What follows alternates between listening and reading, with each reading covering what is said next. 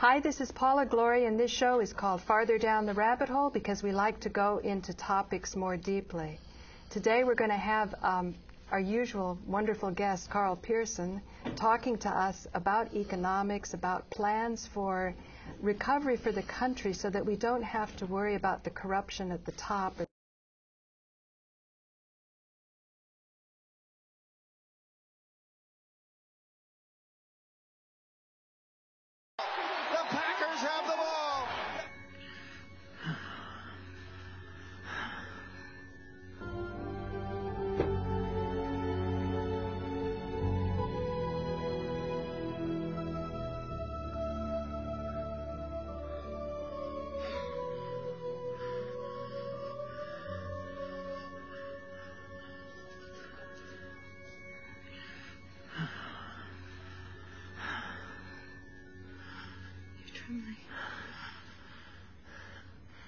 Don't worry. I'll be all right.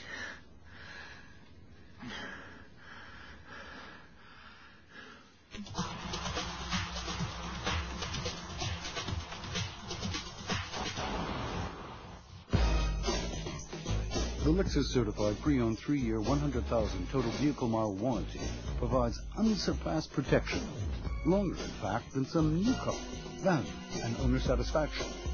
The only way to tell it's not new, maybe to check the odometer. The Lexus warranty on my certified pre-owned car was the deciding factor for me. I make jokes with my son that when he's ready, he can have this car, and I'm sure it'll still be running by then. Now introducing the Lexus of warranty. Hi, I'm Ellen DeGeneres, and I'm here to tell you about Iviewit. You know why? Because I use it. That's why. I'm not going to tell you about something I don't use. That's not like me at all, if you know me at all. Listen, so Iviewit is, well, they're leaders, is who they are. And I use it for my website. If you want to check out my website, it's Ellen, the Americana Tour on ellen.z.com or iviewit.com. And you can see why I'm using it, because I get the whole full screens. It's simply the best, as Tina Turner would say, because they're the leaders in the Zoom technology and the whole streaming videos. And if you're anything like me, and who isn't, you want to be presented with the best video available, because you don't want to be a little tiny thing and there's a big old ad and there's you. No, you want a whole big old screen. If you're going to be on the internet, why, you just go for it. That's what I say. So anyway, I recommend it highly. Please use Iviewit for my sake and for the sake of the country.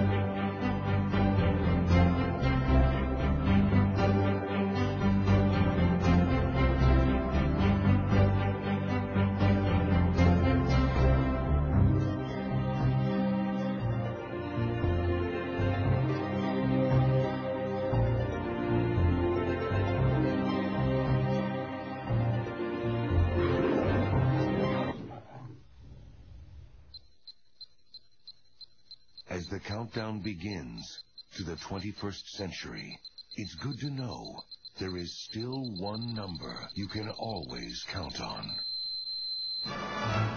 Bond. Bond. Well, I think you want the legal system to work. You feel by going into the courts more, you're going to actually help institutions not crumble and fail. The courts were designed so that the oppressed had a way of overcoming the majority that was taking away their rights. But now it's a minority, isn't it? Well, it's true. The the majority has become the minority. I mean, the majority are getting shafted by a few people. I see. So originally it was for the majority not to shaft people. It was correct. It was originally to protect the minority, and they didn't envision that a group of 5 or 10 people would wind up controlling the country. Right. So right. we still need the court system, but even worse, we need it a lot more, because all of the other institutions are controlled by a handful of people. Right. Well, I want to say I've worked with you a long time. The very first show we did, I wasn't quite a political person. I didn't know much about law. I knew at one time the study of law, philosophy, religion was the same, but I hadn't had a feeling for it. Today, I just had this great rewarding experience of going down to the court for somebody who is fighting City Hall, essentially. Her name is Sherry Bender. And I was so heartened that 2 people actually went down there because they saw my show. To me, that was just proof positive that people are out there, they're paying attention, they care enough to get out of bed, and at 9 o'clock in the morning, go down and support a fellow Manhattan citizen because she's being threatened to be considered incompetent, or what, I don't know, what's the word they use, the legal term? That they don't say crazy, but you know. Well, incompetent would be a word they would use. Yeah, so that she couldn't. I guess the case goes away then because they say she's crazy or she's imagining, when she actually has tons of proof that really points fingers. And people will say, well, you can't fight City Hall. And as I was thinking about it, I could see the love in her eyes, looking at everybody who showed up, and then having everyone who showed up realize, you know, someday I might not have this justice if I don't step up and protect it today. And that's what I love about your plans, because it's preserving, but not preserving the corruption. It's saying, okay, you know, we're gonna play it correctly, but we're gonna put a lot of attention on this. So when you were talking about, say, elections, $1 billion should be given so people can run. Oh, absolutely. The problem with the elections is that $5 billion of money thrown at a few candidates by the wealthy purchases those candidates so that they're really unable to do what they were elected to do. They were put up there by the rich, and when they vote for the rich. The reason being that they want the rich to put them back in office. Right. We have many people that continually get reelected, and they get reelected with the same old corrupt money. So that if we just eliminate the private purchasing and allow the public to purchase our candidates, then the candidates are free to do what is really good and free to try to gain voters' attention properly, so that And I think the voters' intention is very important. Like Molly they had a show before you came with Norman Kurland about binary economics and capital ownership, and she was saying that a lot of people don't even know that they don't have capital ownership. It's never been brought to their attention. So likewise, when you bring to people's attention that this $5 billion has a hefty, hefty price with it. It's not like it's dollar per dollar that they get $5 billion worth of resources. They get way more, right? Well, I've calculated it's something like 1,000 times if the corrupt people that buy politicians put up $1 billion, they're going to get $1 trillion back. Wow. That we might as well just spend the $5 billion ourselves and save the trillion. Right. We wouldn't be giving away the trillion. I mean, $1 trillion you now see is just $700 million to a bailout for just one little bailout. For one little bailout. One little bailout is the trillion. Right. Now we could have saved all that and the numerous other trillions that are coming up by merely expending $5 billion for purchasing candidates' advertising, or since these are the airwaves of the people, you could really save the $5 billion and just give away the airtime, and then you really don't have much to spend. Then we're right back to public access. Exactly, yeah. Which is something I think you saw right at the beginning in working with novices like me. You were very patient. Yeah. If I was late or people didn't show up, it's like you were always listening, always learning, so that you understood what the needs of the people are. And your plan with MyClads, I think, is closest to my heart. It's to use technology so people who have something to do can do it for those who need it done and are willing to pay for it to be done. I mean, we can deal with the Federal Reserve and revamping things. All of that's separate. But meanwhile, it feels really rewarding. Like I have had capital ownership. I had capital ownership in 13 counties in Kentucky. It gave me the right to broadcast a cellular telephone signal, and it sold collectively for $21 million. My share was $5 million. That's what capital ownership feels like. But it was my retail store that I worked developing ads, interacting with customers. Those 10 years were probably the most rewarding years. So the idea of tasks doesn't mean, like with Harold Channer, I think when you say it, he thinks chores. Something that your mother makes you take out the garbage. But what you're doing is figuring out a way to be an independent contractor so that you give autonomy to people and they don't have to be dependent on these jobs that if they do, they're just punching a clock. Exactly. Yeah. For example, when I ran for Attorney General in 2006, I figured out a way of really becoming the Attorney General. I was going to develop a list of 1 million names.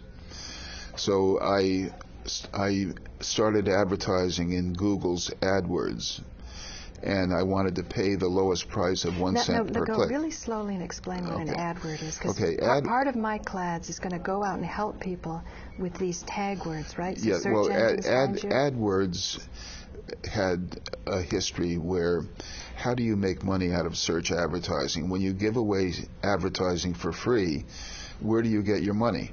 So Google said, well, look, why don't we sort of juggle the results and allow people to put an ad alongside the search results. Right. And that little ad is 3 or 4 lines. And that's paid, right? And that's paid advertising. So you're going to go to the top, but not at the it's bottom. called per click, pay per click, PPC. Right. The advertiser only pays if somebody clicks on the ad. Right. So if you're offering elephants, let's say that you're raising elephants and you want to sell elephants. Imagine if you put in elephants for sale and the other information, a telephone number and a website, and the only time that you pay for that ad is when somebody clicks on it who's interested in buying an elephant. Right. So here you have a $10,000 item for which you would probably only pay a nickel a click. Where have you ever found a customer for a nickel on a $10,000 item? Right. So that has eliminated that plus Craigslist has eliminated newspapers as the source of classified ads. Right. So there's tremendous potential in internet by reason of keyword advertising. When the keyword there was elephant. Yeah. So when a person searched for elephants or elephants for sale, those 3 words, elephants for sale or want to purchase elephant, right. those are the key words. So I said, look, why don't we develop a system where we can replace jobs? I mean, because jobs are going out of style. No one wants to hire anyone anymore, right? Right. So what's They're not there anymore, so let's figure out another way. I like to figure out what is the successor to what is successful.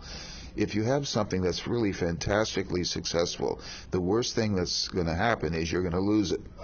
So I've learned many, many years ago that a person who is successful is the one who is probably going to be finding the successor, because if they don't, they're going to lose it. Someone's going to do better, and you might as well be the one to figure out how to do better. So when it comes to jobs, I'm thinking, well, what is the successor to jobs? And I figured it out. Because tasks. I put tasks. Because jobs are really no more than a series of tasks. Right, that somebody takes responsibility for to give you a paycheck on a right, regular basis. Like Walmart has, if they have 3,000 stores, they have 24 hours a day, they have one main door, so they have 12,000 greeter positions during the day. They have they have to assign somebody 8 hours of greeting people. That's a task. Right. So they look in the database, well, who can be a greeter? So they find a person that's crippled or older or somebody that doesn't have to lift boxes. Right. And they cheery, or they have some certain elements, and they put those people in as greeters. And they give them $6 an hour probably after taxes, or maybe a little bit less. Yeah. I mean, my God, we can do a lot better than that with a database. Right. Imagine when I ran for office, I found out there was an 80-page booklet that candidates had to follow. 80 pages of instruction of how to use the New York State software for financial reporting for candidates. Oh my God, can you imagine having to pore through 80 pages when you're running for office? If I could only find somebody to do that, and what would be the cost? So I found somebody that can do this. Really? And the total cost for my compliance, believe it or not, was $10. Really? Yeah, that now, how many candidates do we have running for office in New York State? 30,000, I don't know what it is. Imagine the kind of money that people could make offering candidates that service. Wow. So that's How did just, you find that person? Well, he was working for me. Oh. At a time when I was doing the website, he was working for me, and he could do that for you? He learned how to do it, and because he was literate with a computer, and he was a good reader. He was bright, and he figured out how to do it. And it took actually 1 hour's worth of his time for compliance. Sure, yeah. sure. No, once you've developed it, I mean. So once you have a skill, and you have people like me that don't want to spend 30 hours trying to muddle my way through that, I will pay somebody like $100 or 10. That was just a fluke. But he could make a lot of money, and anyone else could. Right. That's a task. So that's what you mean by task managers. Instead of people being account managers to essentially gamble on Wall Street, because it's a zero-sum game. Right. Now that Robert Ashford has illuminated me about how corporations get financing, they don't sell stock. They go to people and they have reinsurers and lenders based on the earnings of the projected future capital of the corporation. Right, sure, They don't go to Wall Street. Yeah. So instead of sending account managers to invest in something else, not that I want to discount capital ownership in these corporations, and I know you don't either, you're not against that, but sit down with people and say, what would you like to do? What do you enjoy doing? What are you good at that somebody else really needs this service for? And let's figure out the keywords, and how to make your ads. Okay, let's put it this way. How many towns and villages are there in the United States? And let's say that we have 40,000 or something like that, maybe. Are there probably 40,000 employment agencies? One for each, on the average, maybe one for each, maybe. So if you have 40,000 and there's maybe 2.5 people or so working in each one, you have at least 100,000 counselors for employment. Wow. Well, we could put on 100,000 people or 300,000 people helping the rest of the United States define what they want to do as tasks. Instead of looking for jobs, we have 300,000 people immediately who could be employed very gainfully, showing people and figuring out and being brighter than the rest, competing with each other, whose people are earning the most, and then they will rate themselves. We'll have databases, we'll have projections, we'll have a stock market that will show managers of tasks instead of stock. I mean, that's what we have.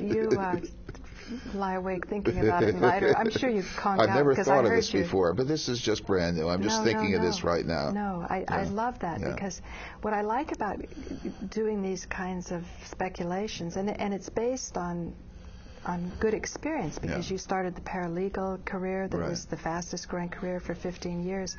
But like last night, I know why people say these things, but when a presentation was made and they said, well, the chickens are coming home to roost, and we've been borrowing on our houses, and the credit's all gone, and you feel like you're shameful and you're bad and you're wrong somehow, and you really weren't quite sure what happened from college until you were using your house. And this way you realize, wow, each day is a new day. You can learn new things, you can get new skills, you can share those skills with other people.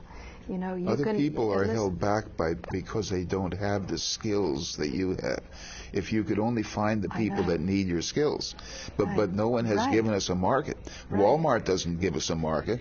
No one gives us a market. They don't share that. Here we have, in my website, a totally free market, a nationwide market for tasks. Right. No cost, no commissions, no anything. You can just put in 500 tasks if you wish. One task would be mow lawns if you're inclined to do so. Or I like the ones change light bulbs in the Change marquees. light bulbs in the marquees. Or how about tutoring quantum mechanics high school level? Yeah. I mean, there's just everything. There's so many different things. Challenge yourself. Yeah. You know. So a consultant on setting up manufacturing in a small town. I mean, we have literally tens of millions of different tasks, if not hundreds of millions. Right. But one person should not be just offering a single task. If you're trying to maximize the income and your happiness, try to find things that you would like to do on one hand, and if they don't sell, also have those that will make money. Right. And even some that are probably more profitable than others. Maybe removing sewage from a cesspool would probably be one of the more remunerative tasks, right? I mean, it all depends. And then it's competitive, right? Very competitive. Now but it's by zip code, so that you really, my website wipes out the competition, because somebody that will look for tutor quantum mechanics. 3.2 miles. Now, America has, I don't know how many square miles, but 3.2 miles is not really many square miles of people. How many people within 10 square miles are going to be tutoring quantum mechanics? So it will zero in and allow people to have no competition within that little range of the radius around their zip code.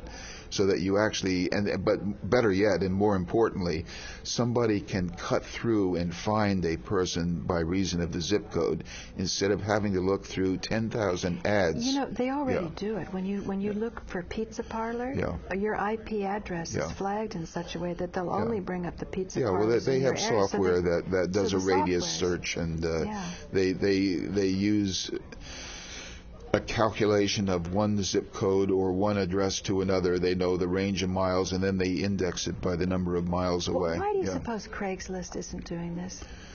Craigslist is something that has been successful the way it is, and people often say, don't fool with success. If it's working, if it ain't broke, don't fix it. I know, but why do you suppose they say you can't keep an ad up longer than 7 days? Well, because they want to have ads that are fresh, and they want to have a way of eliminating all stale ads just mechanically. In 7 days, your ad is presumed to be stale, and if it isn't stale, then put it back.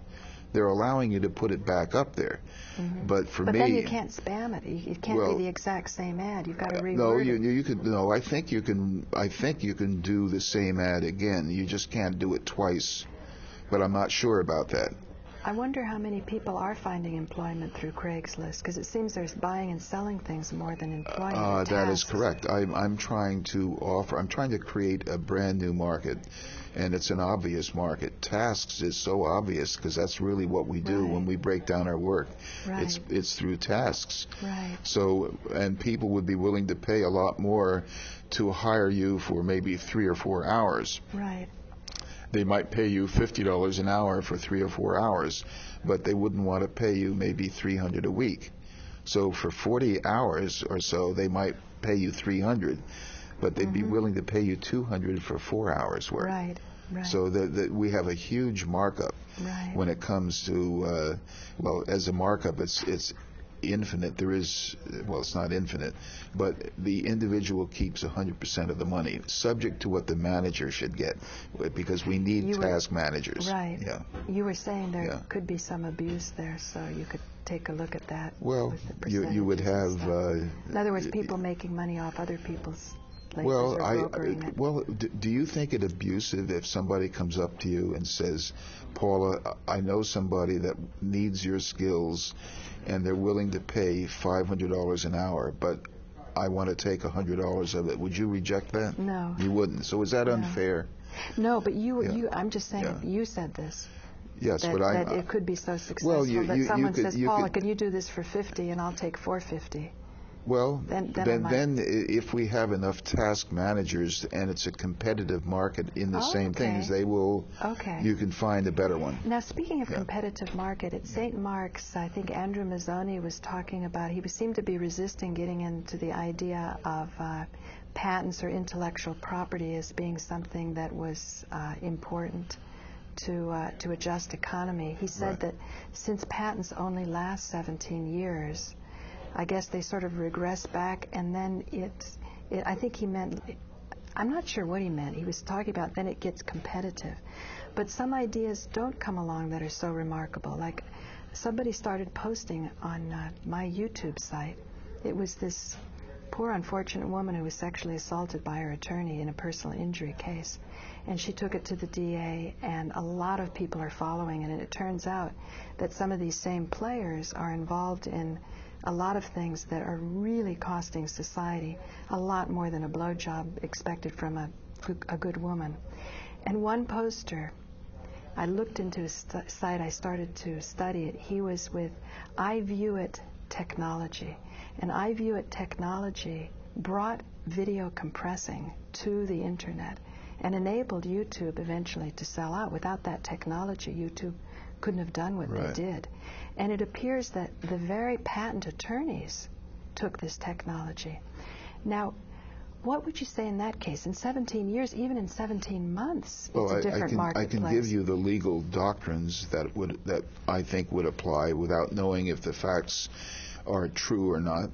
But if a person with an idea goes to an attorney and the attorney-client relationship is created and the disclosure is given to the attorney that is sufficient for a patent, and if the attorney then takes that idea and gets a patent for himself instead, that there's obviously a breach of many different things, and the attorney would have to turn over all of the profitability to his client or former client. Is that the kind of thing that a town or city attorney general could take on, a case like that? It may, so if huge.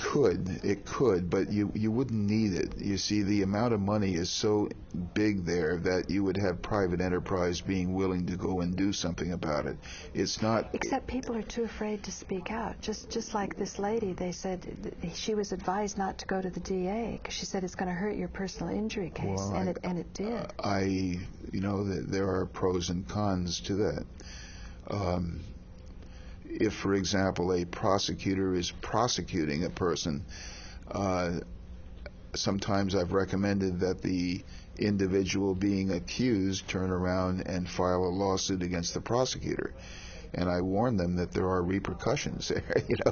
I mean, the individual who's trying to put you in jail, you're now going after that person. Right. And what are they going to do? Are they going to drop the prosecution? Right. Or are they going to work harder at putting you into jail and giving you more time? Yes. So you have that problem. It's just inevitable. But the town attorney general is one. Well, first of all, in any you get everyone on your side, in any right? given town, let's say if you have 10,000 people in the town, you have a minimum of 10,000 times 10. You probably have 100,000 potential lawsuits. Now, the town attorney general can't do all that. Right. Many of the lawsuits are not of much value. Some of them are so fantastic that a lawyer or a law firm in New York City would love to get it, work it on a contingency, and get half of the income. But some of these people say, look at the lawyers involved, like the blowjob case. Yeah. There was so much protection that it seems as I think Dean Lorne used to have a show called New York Dirty Judges and Washington Dirty Judges, and he actually named some lawyers always win and some don't. And I never understood what that meant, what he meant by that.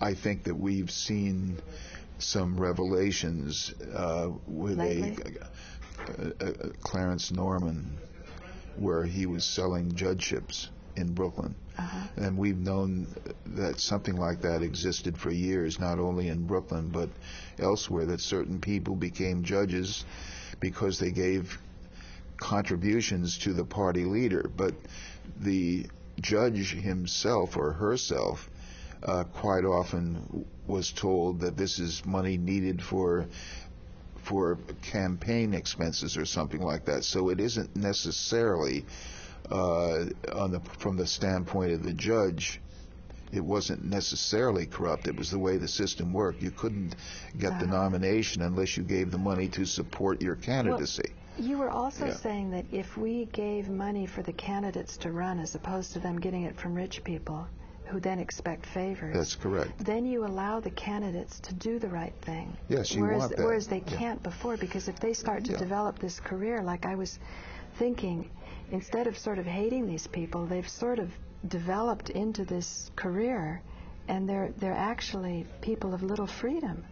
And in a certain way you can develop a lot of empathy. How do you actually change the system? How do you take people in a corrupt system and sort of rehabilitate them?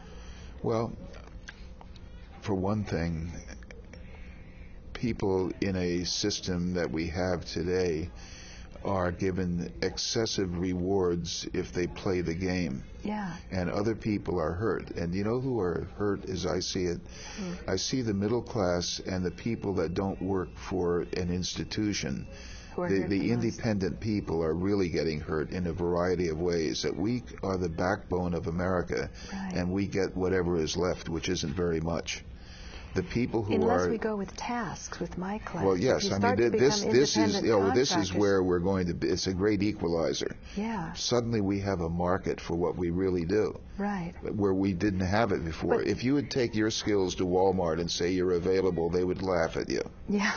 Right. But you could take your skills into a marketplace and you could help people defeat Walmart. You could bring enough.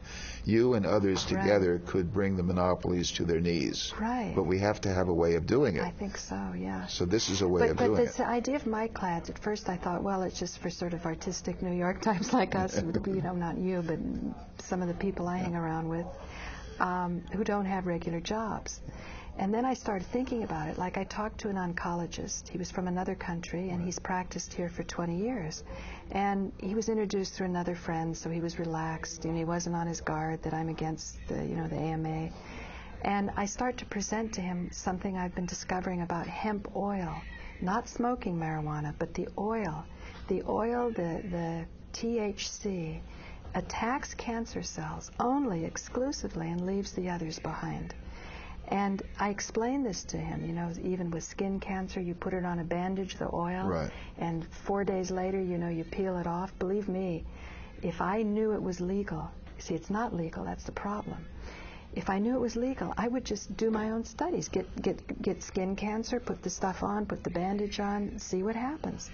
So he listened to this. A town attorney general could go to bat, and you could possibly do something to create waves at the FDA, because they would be the people that are barring this, or maybe just the Justice Department with its enforcement of the laws that prohibit the use of. But you see, there's two problems here. One is there's a lucrative business from radiation and chemo. This is the point of my story. Was this doctor listened. And he said, because he's from another country, I think, he has a little more perspective. And maybe he knows more about indigenous medicines that are used in a more robust way here. He could totally fathom that this was true. But at the same time, sort of the unspokenness is, this is how he makes his money. Yeah. And I didn't feel any hatred towards him. If this was more impersonal, I hate the doctors and the AMA is doing this, and it's all a money business. But I'm with another human being in the room, and I can empathize with what it's like to pay your rent. Now he's a candidate for MyClads. Yeah. So you can even get people, because then there's some doctors that will not practice anymore. They will not fight the AMA. They can't fight it. They feel it's too big a union, but they will not send somebody to chemo and radiation because of what they've seen. Do you know that when I was the first lawyer in the country who sued for the right to advertise. I don't know if I ever told you that before. Yeah. You're filled with great stories.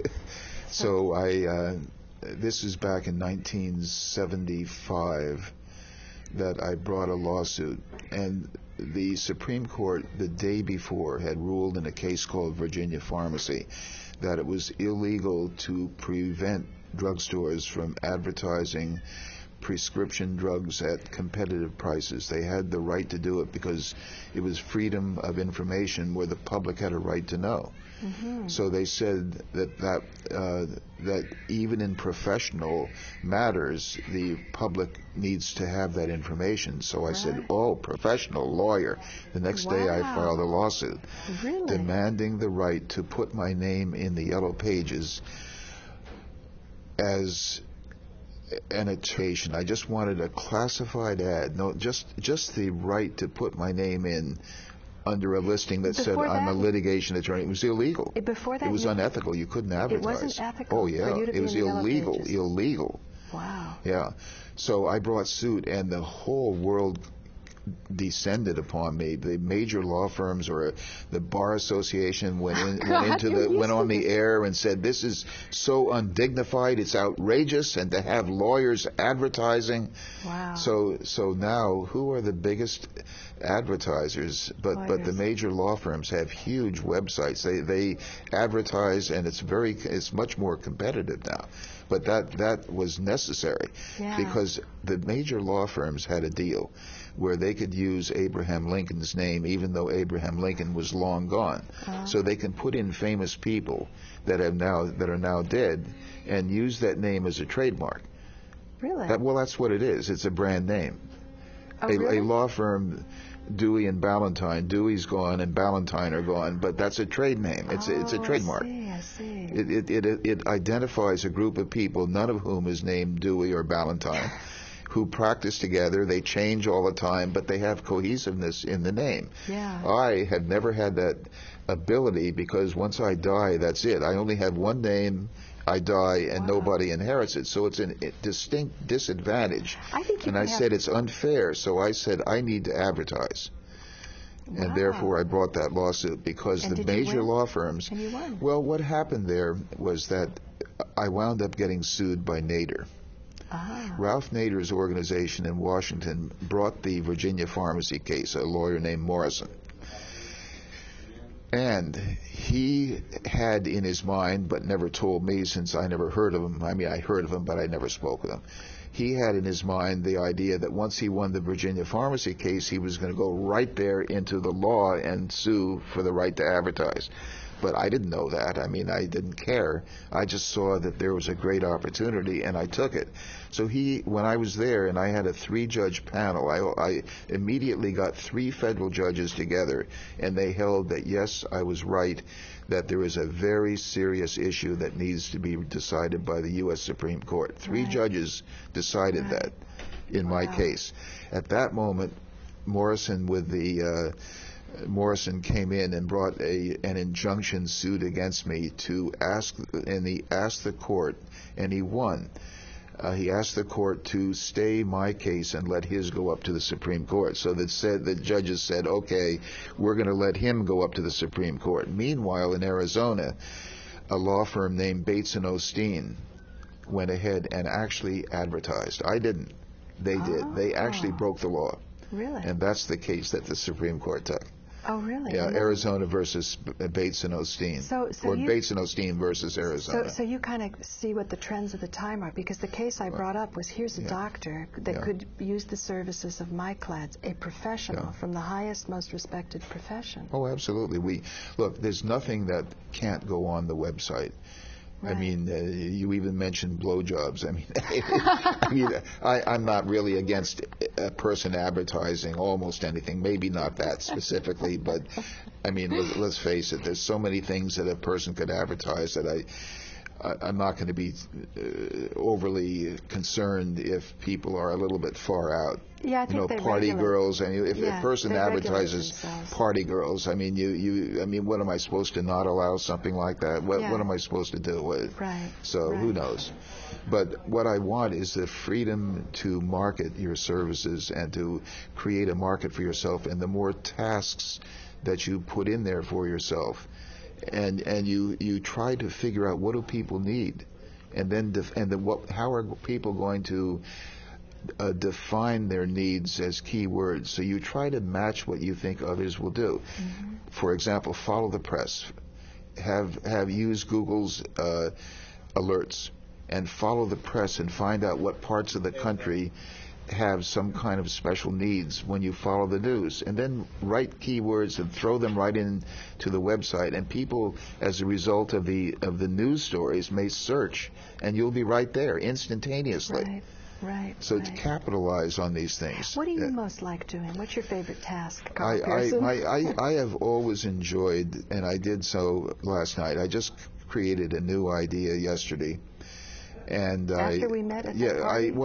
I finished it off. It took 24 hours to do it because I had other things to do. I had 7 hours that I spent at the party. I put in a list everything I do, and I just have a note here of how much time I spent with your party and that, because I try to account for the time and account fairly to the clients. But I had a new idea, and I bought a website name, and I wrote the website, and then I got it online. Everything was up there, and then I asked my son if he would do a real website in Drupal for me, and then he went ahead and did it in no time. He created a duplicate website with the name, and it's up right now.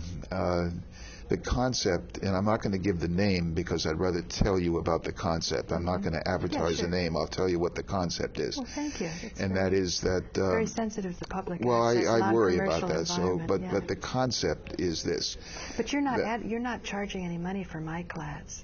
No, MyClads is absolutely no commissions. There's no fees, no payments. It's all free. But how do you get around it, though? I pay for it. Yeah. I pay through for other it. things. Well, no, not through other things. I'm doing it because You're worried about the country. I want to prove that you can. I want to prove that you can bring prosperity to one town. Right. And if you can, then every other town is going to demand the same thing, and that's a grassroots expansion. So back to the idea. My idea was that if I've had 40 years of experience in law, in business, in so many different things, and I think that you know that I can take a problem and deal with it pretty quickly. So I figured out that a lawyer, that your telephone lawyer would be a way that people could have access immediately to a conversation with a lawyer at so much per minute. Right. And then if they don't like it, they just hang up and their time charge is over if they want to do more. So I put that whole website together with the way of getting paid in advance. Wow. And it really and I put 80 different topics that, just as examples, about 80 different topics that people might have if their idea is being stolen, or if they're, just bail out. Is there any way that you can sue somebody else other than Madoff, for example? I mean, whatever is current. I was putting a lot of things in there that were current. But I thought that would be a way that people could find somebody to help them, not to give legal advice necessarily, but you need to screen your ideas through somebody who will help direct you in the right way. You know, the potential of the technology is just unlimited. Yeah. I mean, think about if you did have hemp oil put on bandages, and you could have a whole bunch of cases. You just put it up there on the website. Right. And then people can decide, the patients can decide whether they want to make their telephone number available or not and discuss the case. Right. Why not? Why would that be considered something so horrible or unethical? The reason is that... Oh, you could fake it? Okay, just a second. Wes is on the line. Oh, great. Do we have on the line Wes McKinley? You got it, partner. Oh, right. Wes, I want to introduce you to Carl Pearson. You can't see him because we're not streaming now, but I think you're somewhat familiar with Carl's work when I explained what he was doing to lift the country up from the local level. Yeah. Wes, how are you doing? Good, Carl. Very well. And yourself? Fine, thank you. Good. Do you coming to Colorado? Well, I fly over it every now and then, and It's been a long time. The last time I went there, I was on the stage with a futurist there, the guy that wrote Future Shock. That was the last time I was in Colorado. He was on the stage as the star speaker, the guest speaker, and I wangled my way onto it, and I then met him, and I didn't know he was going to be there, but I was giving some futurist statements there about 25 years ago. So I've been involved in the futurist business for a long time. I see things pretty clearly, and to me, a person like yourself with ideas to help the public could really be phenomenal. A person like yourself, you have the